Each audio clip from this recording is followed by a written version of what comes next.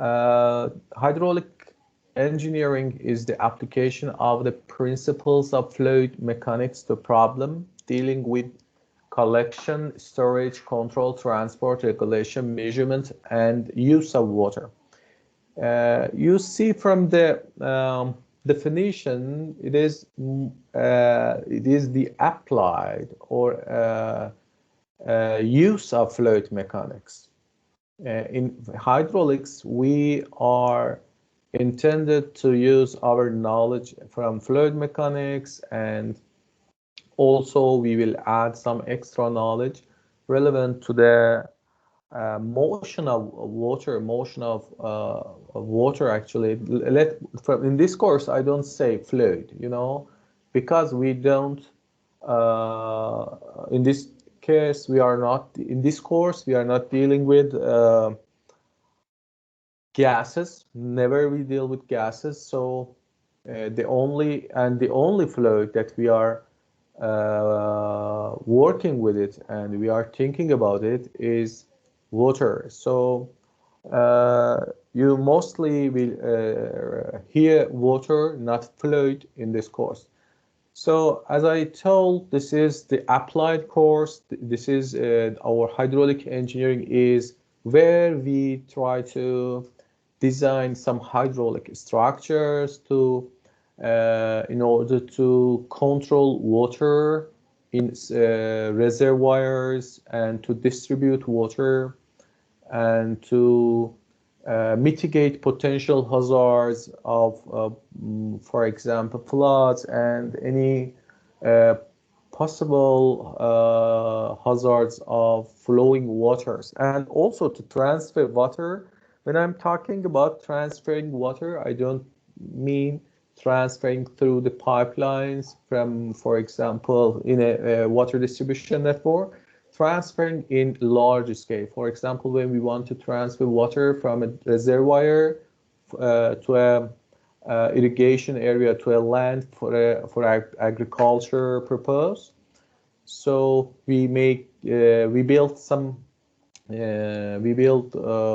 canals, for water transfer, or we regulate natural rivers in order to have a water transportation system, to have navigation in rivers. So the other aim, as you see here, is transportation regulation. ITAC regulation means to control, to let water act in a way that we would like to see. To measurement also. In rivers, we need to measure water velocity, water discharge, and to use of water, which is final goal of one of the final goals of hydraulic engineering. To use, again, when we are talking about use of water, some parts is about environmental engineering, water treatment, but as a hydraulic engineer, our aim is to store water in, for example, in a dam reservoir, then bring it or transfer it to a water treatment plant. After that, it is the responsibility of environmental engineers or chemists to think about the quality of the water, and then it will be ready to drink or used by human. Also, when we are talking about use of water, it is not only the water that human use. We use some water in industry and also in agricultural sector. So preparation of water or supply of water for irrigation aims is a bit relevant topic in hydraulic engineering, which mostly civil engineers or some agricultural engineers work in this discipline. This course focuses on the fundamentals of open channel flow, flow classification, including uniform and non-uniform flow, laminar and turbulent flow, steady and unsteady flow, energy loss equation, and consumption of uniform flow, design of channels, compound channels, and best hydraulic section, critical flow computation, and computation of gradually and rapidly varied flow. This course also deals with the ways of measuring flow characteristics using hydraulic structure. This paragraph summarizes what you will learn during this course. So you have to completely understand meaning of all those terms that you see here. And if you know at the end of the session, if you know what is the critical, for example, critical condition, or what is uniform flow, or what is the varied flow, how we can calculate flow characteristics in uniform flow, this is this would be well enough to pass this course. Okay, I was talking about applications of hydraulics engineering in the field. Here you see some figures taken from different countries that is going to be assessed, is going to be considered in this course. This is a floodgate. You see in here we have a gate. This is a gate. Let me show you by laser. This is a gate, and think something like a wall, but it can be open and it can be closed. You see this here, we have a river, and by construction a giver water depths behind the gate, by construction a gate, water depths increased, and now we have a storage of water in order to use in any way that we would like. We can transfer this water for another location, like assume that here we have another channel, by increasing water at the behind the gate. This is gate, this is flow direction. Look, this is flow direction. So by increasing the depths here, we can transfer water in any other direction, or we say divert it in any other way.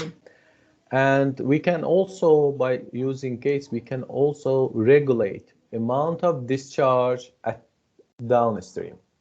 Okay, you might passed already hydrology course with me, and you know what is upstream, what is downstream. For those who didn't pass hydrology, upstream is the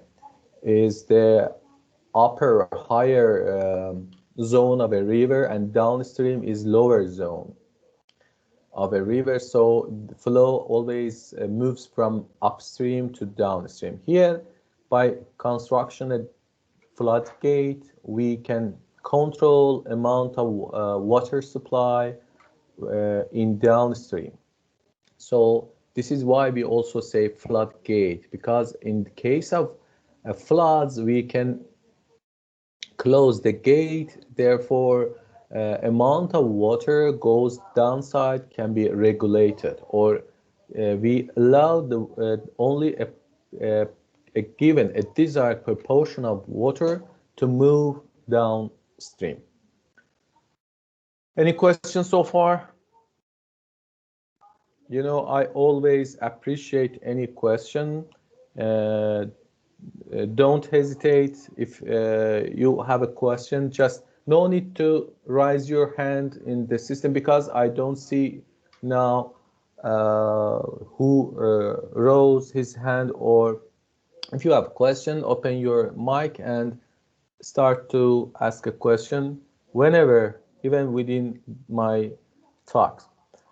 So let's see another example of a hydraulic structures. Totally, these are all hydraulic structures. And as I told in this course, the aim is to learn how to design a hydraulic structure and what is the benefits, or what are the benefits of hydraulic structures? Here you see another hydraulic structure which is called weir. Okay, what is weir? You know, this body of concrete is called weir. This weir cross the river with, this is a river, okay? And again, water, you see this jets, small jets show the direction of flow. Water moves from left to right in this figure. And this is called the weir. The aim of weir is to only to reduce the velocity, not to reduce the volume. It is not the same with gate. If we go back to previous slide, look here. In this slide, definitely we reduce the discharge. Okay, we reduce the discharge. This is called, we say flood gate, by keeping, by storing, by detention of amount of water behind the gate. But here there is the aim is not to keep discharge. Actually, keeping discharge is a side effect of a weir.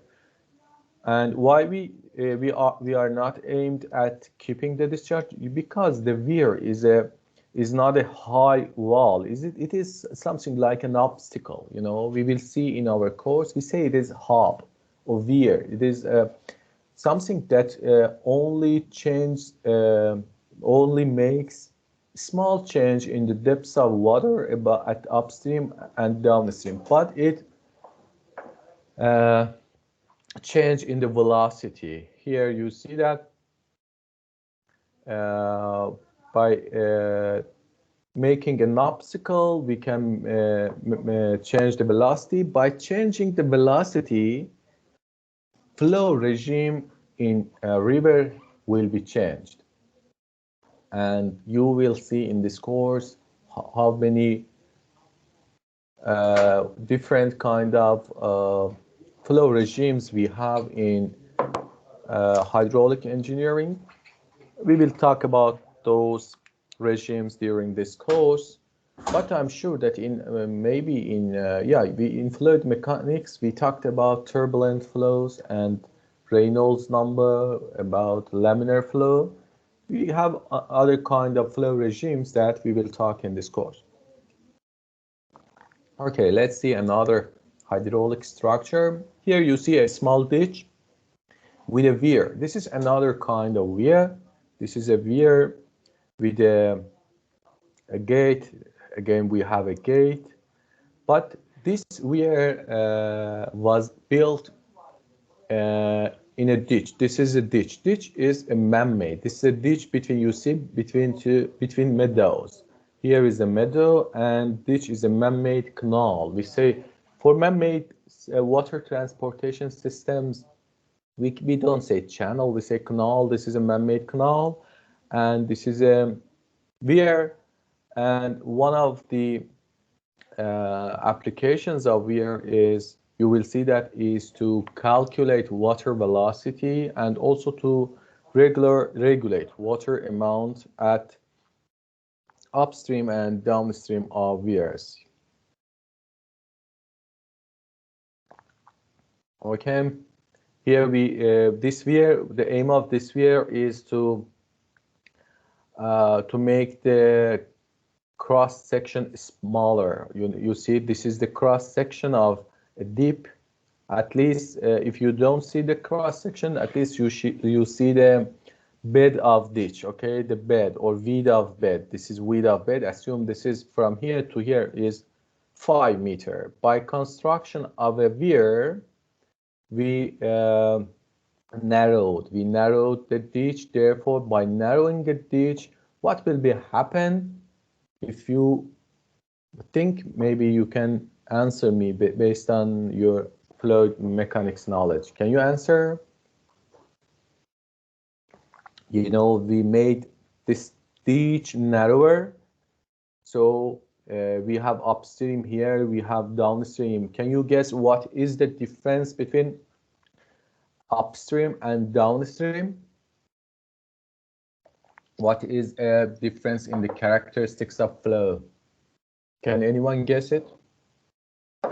Level can be different. Think a bit more. Actually, no, but something will be changed. Who is talking? What's your name? Rumeysa.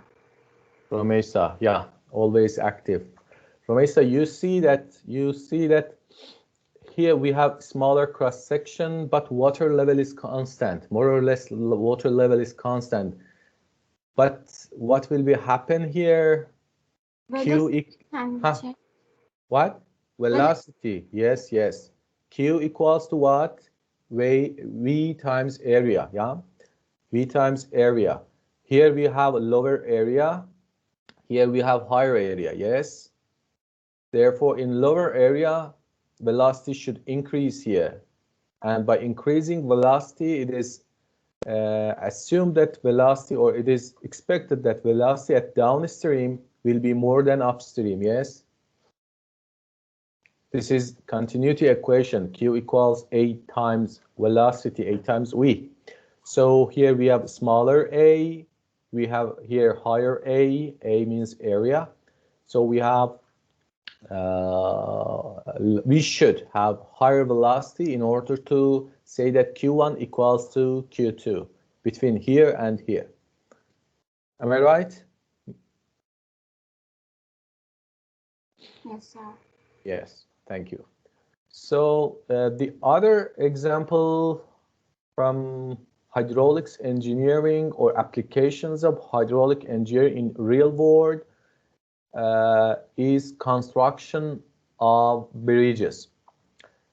Actually, it is called hydraulic design of bridges, not structural design. In order to design structure of the bridge, you have to go to the design of the, for example, area of area of bars, kind of, I don't know, concrete, thickness of slabs. Here we have, it is called deck, thickness of deck, and so many other structural issues should be considered when you design a bridge from construction, from structural perspective. But a bridge always is in contact with water, yes, with water, and therefore you should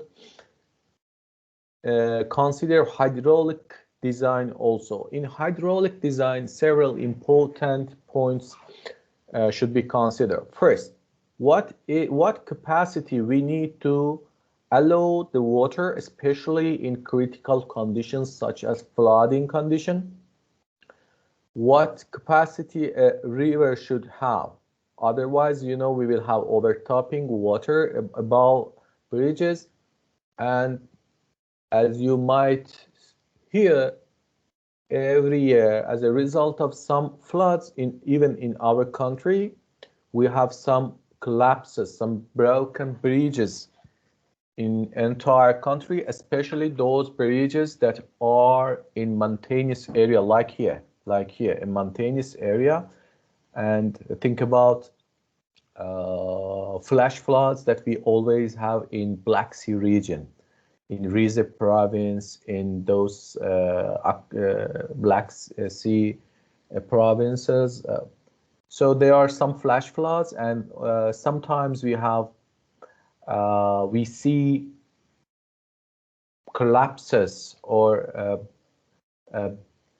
breaches, overtopping water above bridges. So one thing at design of hydraulic design of bridges is the capacity. What capacity is required? It means that what should be the lengths, or these are called embankments. Okay, we have two embankments at two ends of the bridge, and what should be the lengths, minimum lengths of embankment, or what should be the height of deck, or the height of deck from the bed. Okay, These are some questions that a hydraulic engineer should be answer. The other important, let's see this figure, the other important thing is scouring. You know, scouring is the action of erosion of water. You know, water would like to wash sand, soil from the bed. You know, these are some pebbles, soil, and always when we have higher velocity, water would like to wash the soil and brings it downstream. Yeah, and as a result of washing, it is possible that it is called scouring. It is possible we see some problems at the foundation of piers, of bridges. You see, here we have piles. In foundation engineering, you will learn how you should design piles, the slab, and these are piers. Okay, these are piles, slab, and piers, and you think I'm sure that at the beginning of the construction of this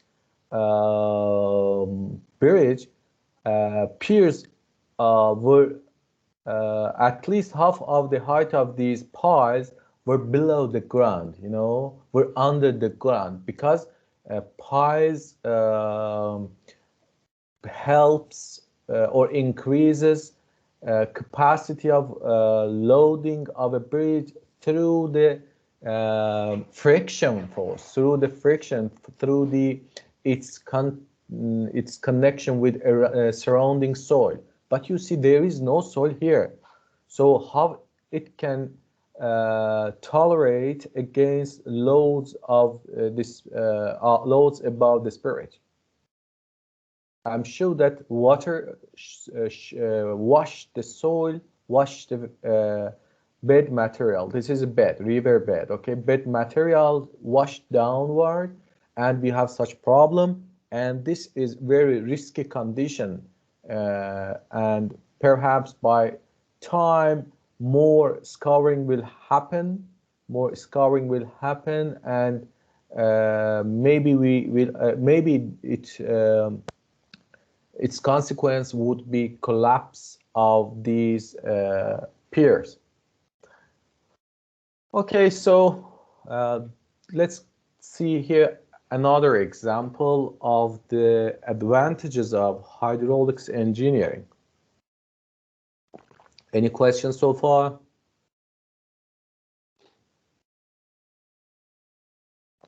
Okay, here you see culverts. These are hydraulic structures which are used in order to transfer water from one side of a street to another side. Commonly, we have this structure at at least between 1 kilometer at one street. I mean, the distance between culverts is something between 500, 1 kilometer. Actually, it depends on the number of creeks or small streams that crosses your street. Okay, if there is definitely one stream that crosses your street or your highway, you should make a culvert there. Okay, so we have such a question. So what should be the capacity of culvert? Capacity, okay? Capacity means how much water can pass through this culvert, okay? Just a minute.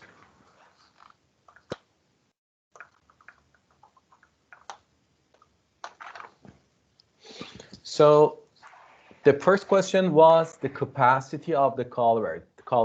The second question, where should it be? Where we must put this culvert? Maybe the answer is easy. It should be just in a way that we have a small river, a small stream, a creek. Okay, so what should be its shape? You know, there are different shapes we have. Is it this is a box culvert? We say this is a box culvert or pipe culvert. Anyway, this is a kind of hydraulic structures that road engineers who are expert in transportation should also have some knowledge about it. And how we design these structures is also an example of the results of this course. Okay, so here also you see two examples of dams. Reservoirs are both from Antalya province. We had, unfortunately, this semester, I don't think that we have such opportunity. And last year, I don't have this opportunity because of this lockdown period of COVID-19. But we, in previous years, we went to visit these dams. This is Naras Dam. Both are concrete dam, but it is roller, constructed by roller compacted RC dams. We say roller compacted dams. This is, what was the name? 2-3 years ago we went there. Do we had someone in that technical visit? Maybe older students. Anyway, I forgot the name actually. The river is Manavgat. Here is Manavgat, but Dumlupinar, something like this. The name was something, and this is Naras. Anyway, these are some of the hydraulic structures that you are going to get familiar with with their functions and how we should deal with this construction in order to design those structures. So let's talk about the book that we are going to study during this course. These are some references and our textbook. You already studied concise hydraulics. The first 6 chapters of this book were the materials that we talked about them in fluid mechanics, and in hydraulics engineering our aim is to completely finish this book, but sometimes I just teach 6 more chapters from this book, which are chapter 7 to chapter 12, and interested students can study themselves for more information the other chapters, and also you see some extra references to get deep knowledge about hydraulic engineering. You can go through these books, and my YouTube channel also includes some videos of my lectures that I prepared last year for students, and I think that this semester I will refer you for those movies, and I will stop online teaching because I already provided the movies. But again, depends on your cooperation, depends on your interest. We might have some online courses in order to discuss the topics in detail during the course hours. Let me give more example about this course by moving the YouTube channel. This is my YouTube channel. Actually, I'm not a YouTuber, but because of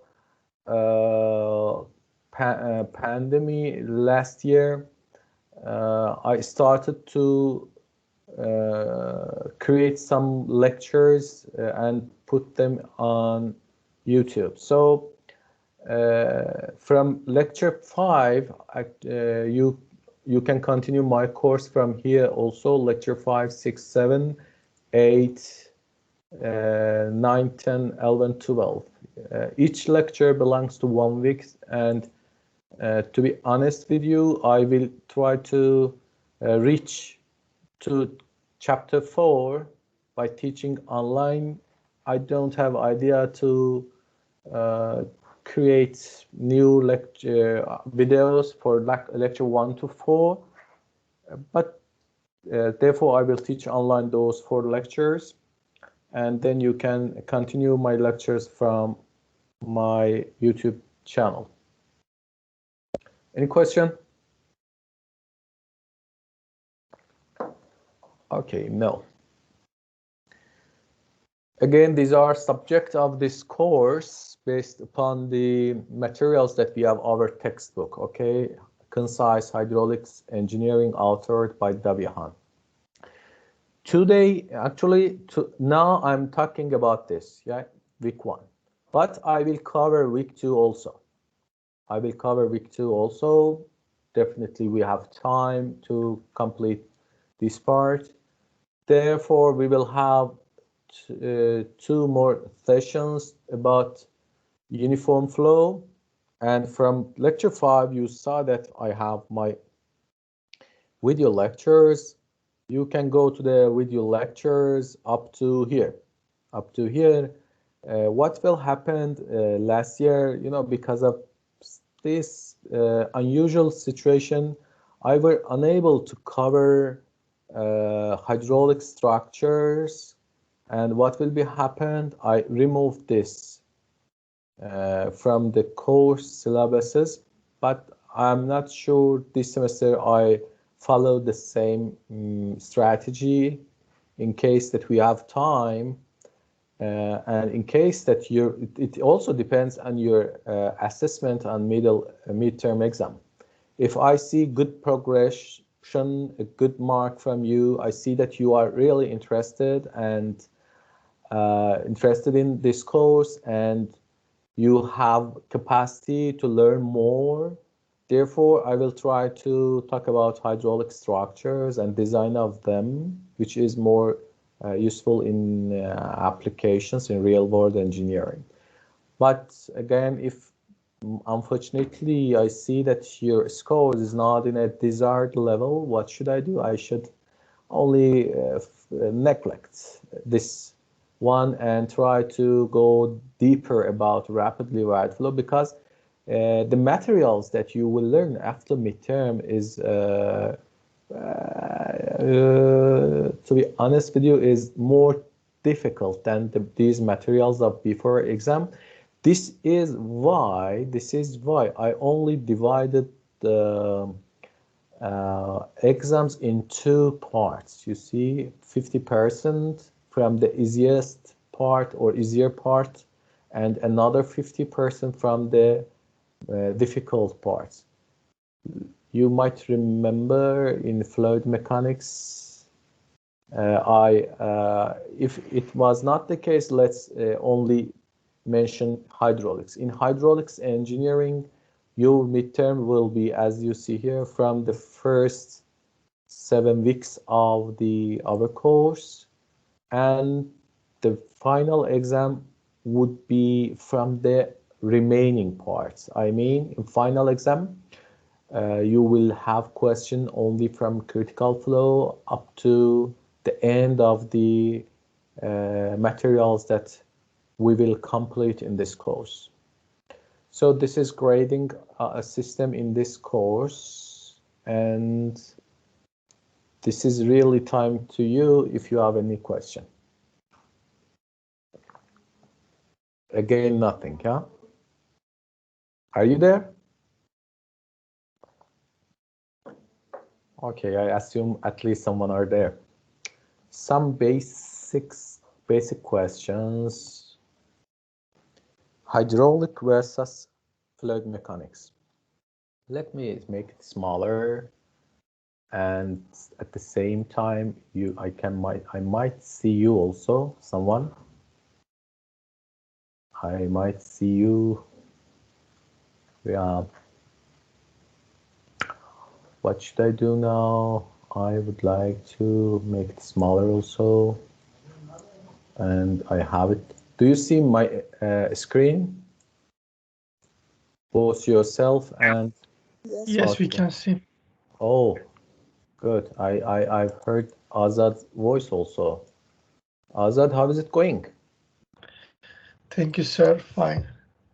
You are going to repeat this course, yes? Yes. It seems that you are really interested in water courses. Am I right, or you interested in me, not my courses? Both of them. Both of them, yeah, both of them. And the other alternative should be that you maybe want to increase your score if it was not well in previous semester. So let's come back here and continue to talk with each other. Please, now I'm going to ask some questions when I... what is the first question? Hydraulics versus fluid mechanics. Okay, Zaki Can Shanli, please open your microphone. Zaki Can Shanli. Zaki Can Shanli. Okay, what's your idea giving some negative points for someone who seems to be in this lecture, but... Excuse, sir. Did you hear me? Yeah, I hear you. Zaki, if you were late, believe me, I was going to give you one negative